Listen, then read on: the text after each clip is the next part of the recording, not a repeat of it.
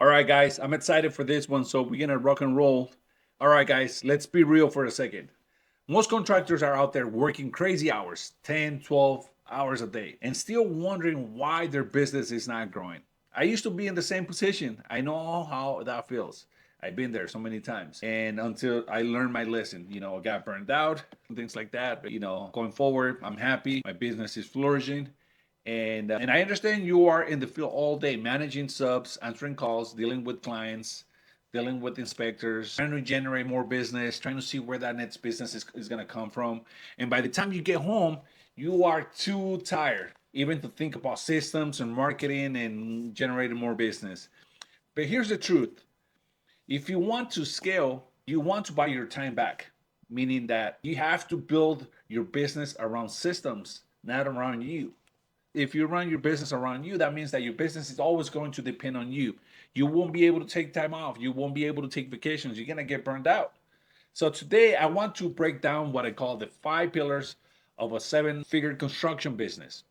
These are the systems that I use to manage multiple ADU projects and multiple businesses without losing my mind. Well, I lose my mind once in a while, but nothing crazy. Anyways, it used to be worse. It used to be worse when I started back in 2014. So let's talk about pillar number one. Pillar number one is leads. The first pillar is leads. Listen, if you don't have a consistent way of bringing new leads, you don't have a business. You have to hustle. Like the saying goes, if your business is not generating leads, your business is dying. Most contractors depend on referrals. That's great, but it's not predictable. You need a system that brings you qualified homeowners or investors every week, even while you're on the site. For me, that starts with a CRM. Every lead goes into one place. And here's where automation comes in. My AI assistant, Nets AI, follows up with text messages, emails, even voicemails drop automatically. So while I'm at the job site, supervising, talking to a client, running errands, my system is already following up and booking appointments. If you're not using automation, you're leaving money on the table, period. I understand contractors. Sometimes you don't keep up with the technology. If you don't keep up with technology, you're gonna stay behind. You're gonna go out of business because people that do, they're gonna beat you at that next project that's coming up. So this project is it's all about leads, RAM, follow-ups, and a pipeline. Keep everything centralized, keep everything organized, keep those leads in different buckets where uh, how that client is feeling, right? In terms of whether it's warm, cold, it's under contract, things like that. That's what I meant by that.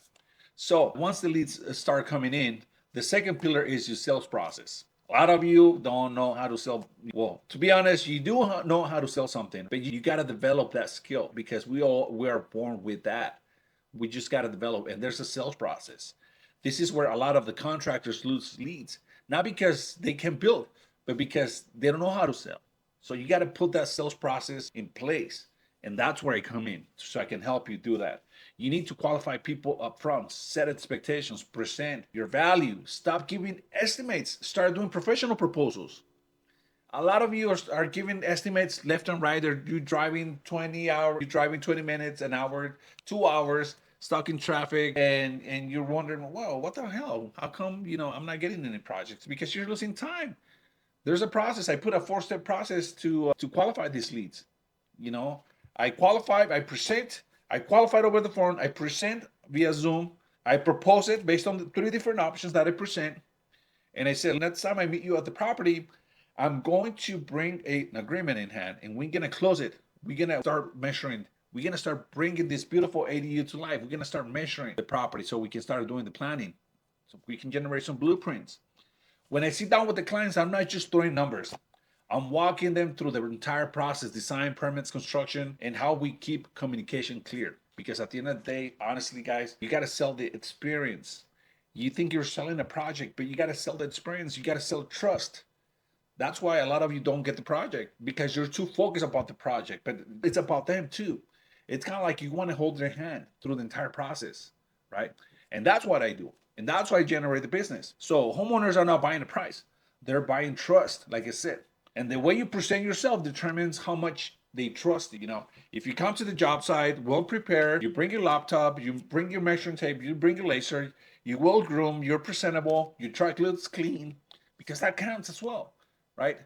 because your appearance, how you present yourself, how clean you are, that speaks a lot about you and the company. So make sure you look good when you come to the job site. You smell good too. So pillar number two is pretty much it's about qualifying, presenting, proposing, and close the deal. And I'm gonna go further because there's a lot more to the sales process. I'm gonna go further in a different video, and I can't even show you the presentation. Actually, I did a few presentations that I'm gonna post on YouTube, so you're gonna be able to see the slides. You're gonna be able to see the actual presentation. So stay tuned for that. So, all right, the third pillar. This one is big, and it's project management. This is where most of the chaos happens. Clients calling you every day for updates, subs not showing up, invoices out of order. It's a total mess, right? So what I teach is every project needs a digital hub. And it's a centralized hub with all the communication, all the progress, the payments, the communication lives in one place. You can use a CRM like Builder Trend, Monday, Go High Level, or any other. All the CRMs are the same, to be honest. And some of them, they show more features than others, but it's just about subscriptions. Some of them are more expensive than others, but they all do the same thing, right? So whatever works for you. The key is that everything lives in one place. Everything is centralized. So when you're talking about that project, you go back to the communication history and you know what the agreement was, you know what the change order was, you know everything about the project in there. So that's the beauty about having a CRM.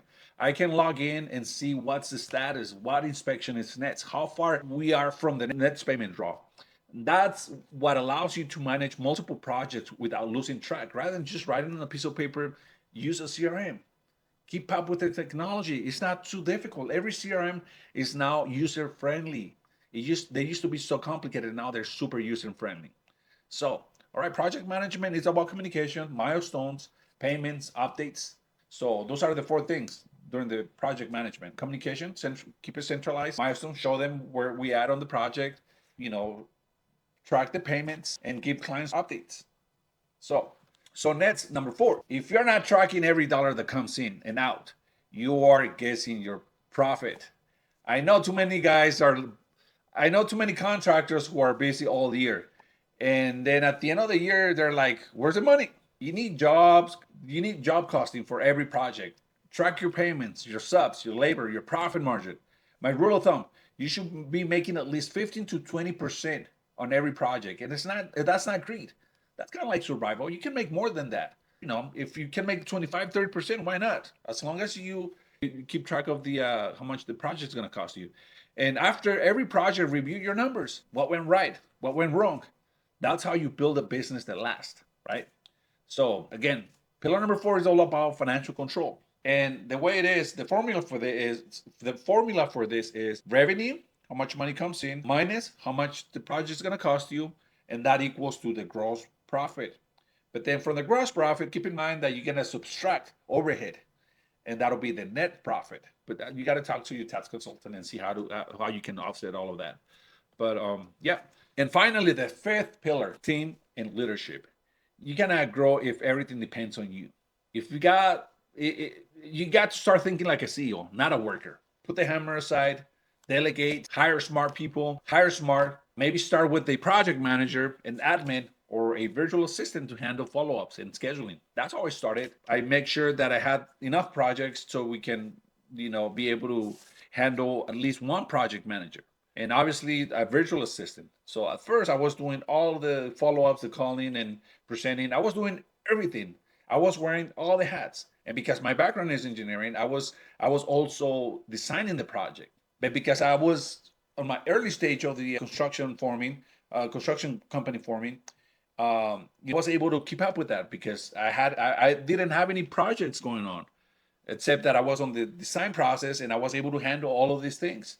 But then with the mind that once I have my first project, all the other two projects, three projects were aligned. And from there, I was able to grow my team. And that's how I did it. And we're still growing. So more leads are coming in. We're closing more deals. We have more deals in the pipeline.